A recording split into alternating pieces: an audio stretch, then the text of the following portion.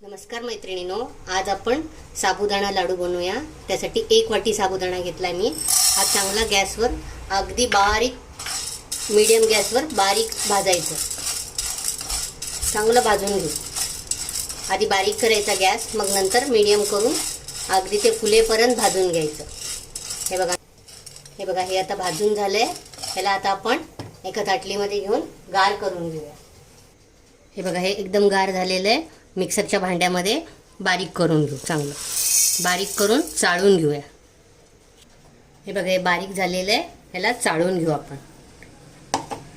हे साबुदाणा पण चाळून घ्यायचं आणि पिठी साखर पण चाळून घ्यायचं। 1 वाटी साबुदाणा जर घेतलं तर पाऊण वाटी पिठी साखर घ्यायची। हे बघा हे मी पिठी साखर घेतली आहे पाऊण वाटी। ह्यात मिक्स करून घेऊ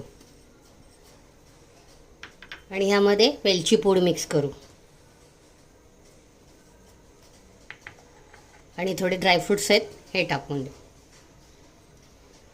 हे बघा चिमूटभर मीठ टाकायचं अगदी आणि ह्यात तूप टाकायचं। साजूक तूप टाकायचं आणि लाडू बांधून घ्यायचे। आता एकादशी आहे ना, तुम्ही करू शकता, करून पण ठेवू शकता। असं मिक्स करून लाडू बांधून घेऊ। हे बघा हे सगळं मिक्स केलं आहे। असं चांगलं चोळून घ्यायचं। मी 3-4 चमचे साजूक तूप टाकले। असं चांगलं चोळून घ्यायचं आणि लाडू बांधायचे असे।